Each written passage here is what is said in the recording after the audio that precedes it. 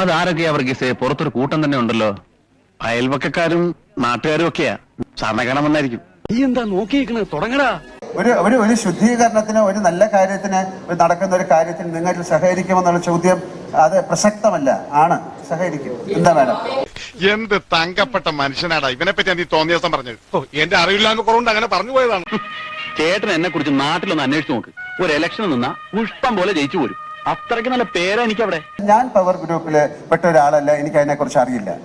ഇങ്ങനെ അറിയുമോ എന്ന് ചോദിച്ചാൽ അങ്ങനെ ഒരു സംഭവം ഞാൻ ആദ്യമായിട്ടാണ് കേൾക്കുന്നത്.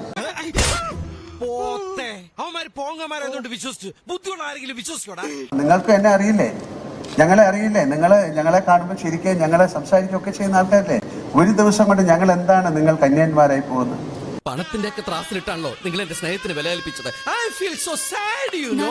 നരൻ സോറി, ഞങ്ങൾ അതല്ല ഉദ്ദേശിച്ചത്. ഒന്നും ഉദ്ദേശിക്കരുത് അഞ്ജു, ഉദ്ദേശിച്ച് പറയരുത്. പോട്ടെ സാറേ കേട്ടാ, വീട്ടുകളാ ബോട്ടിയില്ലാത്ത അവൻ എന്തെങ്കിലും പറഞ്ഞ് വിവരമില്ലാത്ത നിങ്ങളല്ലേ അത് ക്ഷമിക്കേണ്ടത്. ഇതിപ്പോ ഈ WCC അമ്മ എന്നൊക്കെ ഉള്ളൊരു വിഷയം ഇടൂ. മലയാള സിനിമയെ പറ്റി സംസാരിക്കൂ. ഞാൻ മനസ്സിന് വിചാരിച്ചോളൂ ഇപ്പൊ വണ്ടി അവിടെ ചെന്ന് ഇടിച്ചു വെക്കുമെന്ന്.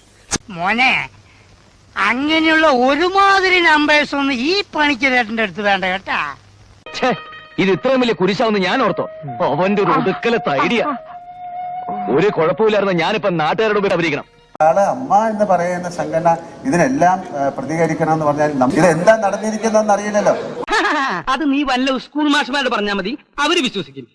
സത്യം ജമ്മാണ് സത്യം. പിന്നെന്താ ഒരു ചമ്മൽ മുഖത്ത്? അതെന്റെ ഒരു ശീലമാണ്. പരിചയമില്ലാത്തവരെ പെട്ടെന്ന് കണ്ട ഒരു ചമ്മല് വരും. അതൊരു നല്ല ശീലമല്ല. ഞാൻ ഇതിൽ ഒളിച്ചോട്ടമല്ല, എന്റെ കാര്യങ്ങൾ പറഞ്ഞു.